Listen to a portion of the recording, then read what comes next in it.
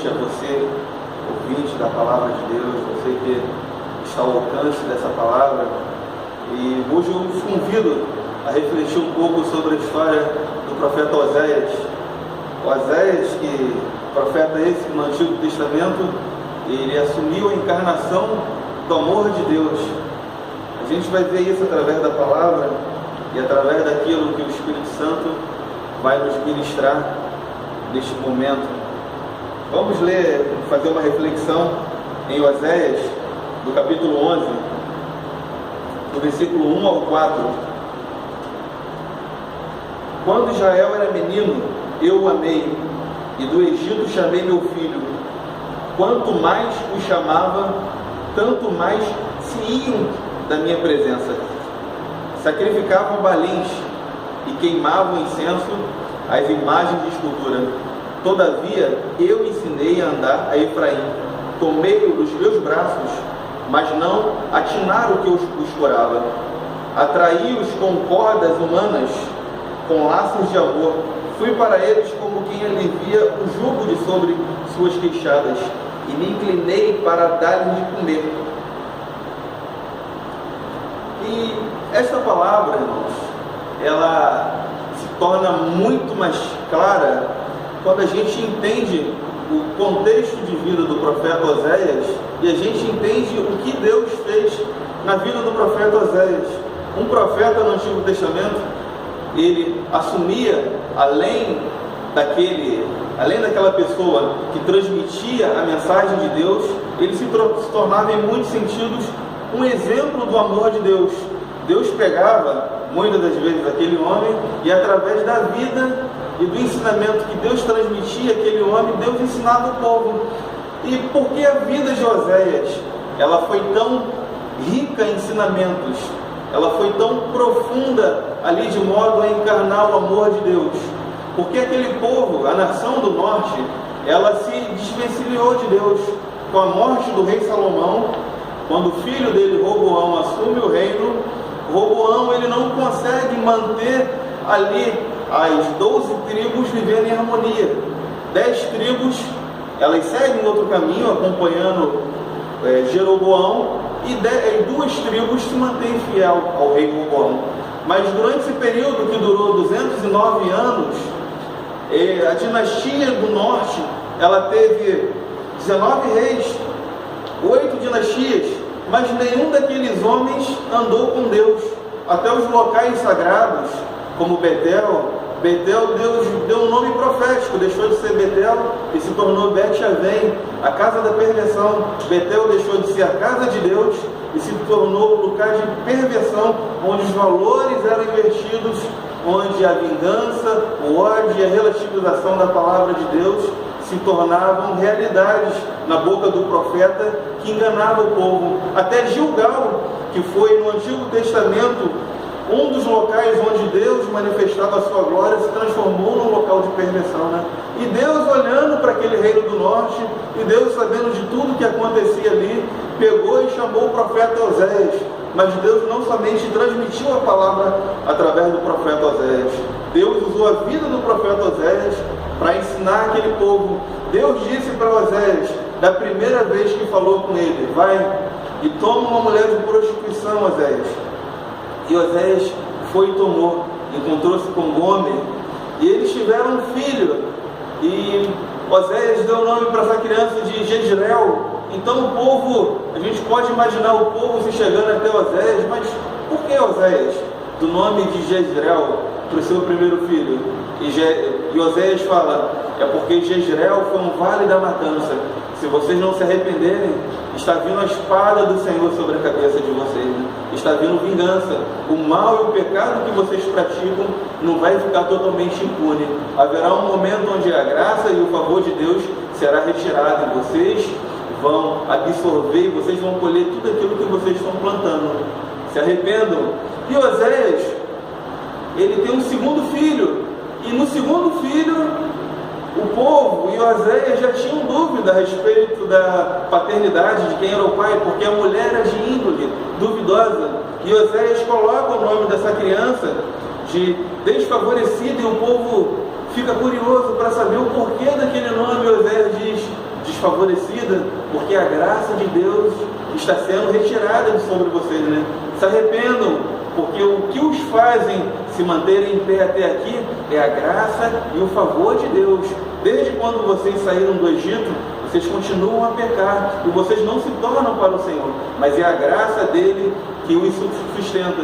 E Oséias tem um terceiro e último filho, e Oséias pega ali seu filho e dá o nome para ele de não meu povo, ou não meu filho.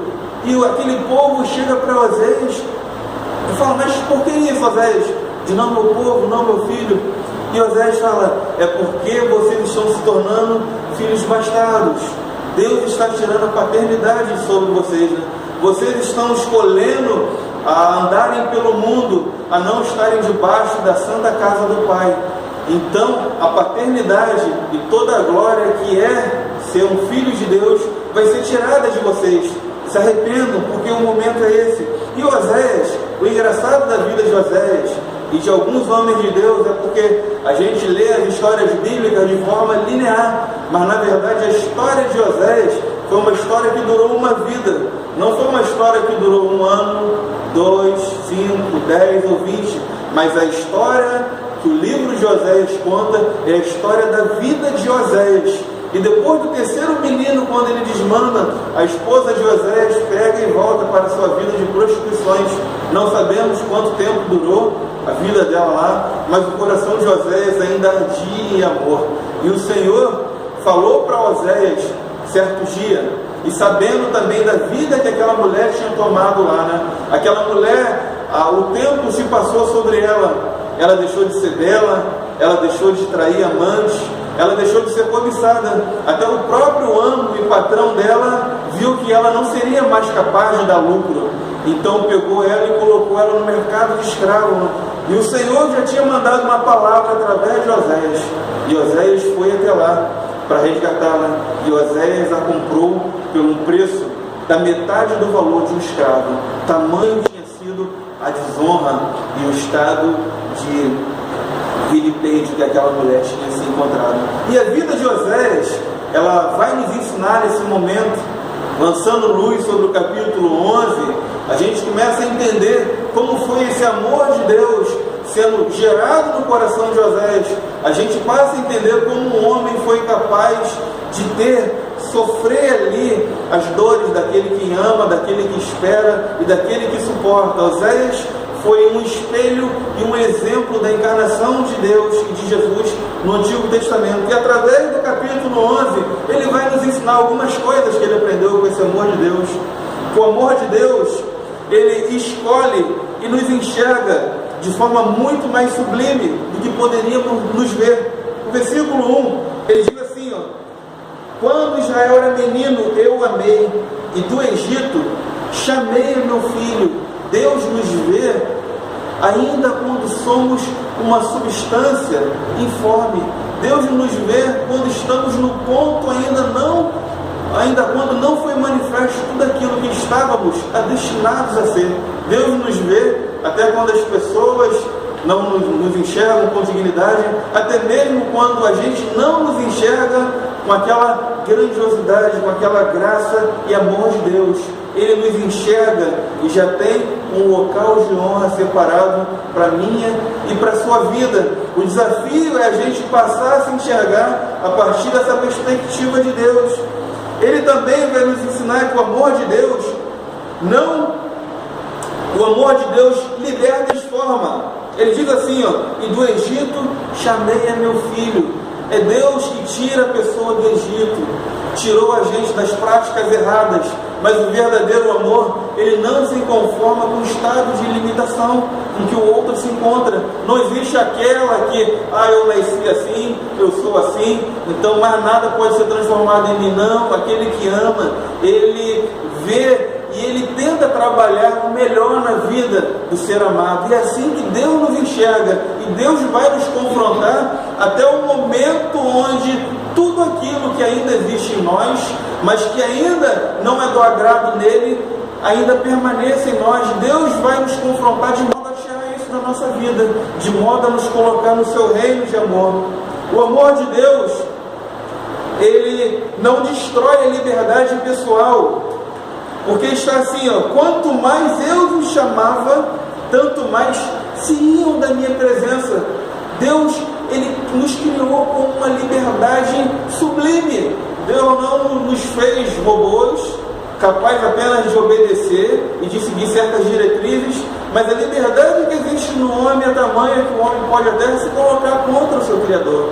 Mas Deus deseja ser amado através dessa liberdade que o ser humano tem. Essa liberdade que a gente tem, ela não deve ser uma libertinagem, algo que deve ser usado irresponsavelmente, mas de forma a usá-la no serviço e no amor a Deus. Só existe liberdade quando essa liberdade se encontra sobre a graça e a presença de Deus. A liberdade que o mundo apregou a ter não é liberdade. Liberdade é somente em Deus.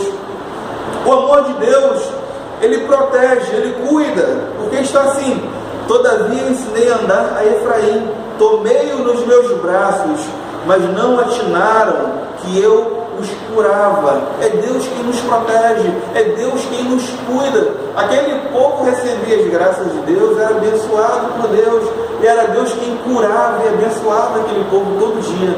Mas eles não davam graça, não sabiam que era de Deus que vinha a chuva, vinha a provisão, vinha a sua saúde, vinha a sua capacidade intelectual, vinha a família bonita, vinham os filhos abençoados, mas aquele povo dava glórias a outros deuses, sendo que foi o nosso próprio Senhor e Pai que os tinha concedido. E o Senhor também nos traz a que é Ele que faz isso pela nossa vida. É o Senhor que abençoa. Comece a olhar aquilo que o Senhor fez pela sua vida. Comece a dar graça a Deus por tudo que Ele tem feito. E o amor de Deus, Ele busca comunhão, porque está assim: atraí-os com cordas humanas, com laços de amor. O amor de Deus, Ele só existe e existe em comunhão. Deus é uma comunhão de pessoas, a Santíssima Trindade. E é impossível falar que ama, é impossível até falar que recebeu e tem o amor de Deus, se não se vive em comunhão, primeiramente com Deus, em segundo lugar com a igreja, com seus filhos, com a vida. E Deus busca comunhão, e Deus busca manifestar seu amor em comunhão. É através da comunhão com Deus, é através da comunhão com os seus filhos que seremos curados, que seremos ministrados e apacentados. Que eu possa, nesse momento que ouviu esta palavra, se colocar aos pés do Espírito Santo e pedir ao Espírito Santo que Ele gere e imprime essa palavra no seu ser, que você veja a respeito da grandeza do amor de Deus e peça para Deus que isso não seja simplesmente algo abstrato, simplesmente algo intelectual, mas que seja algo gerado no seu coração, de modo a você também ser uma encarnação do amor. Guarde essa palavra no teu coração e fique na paz.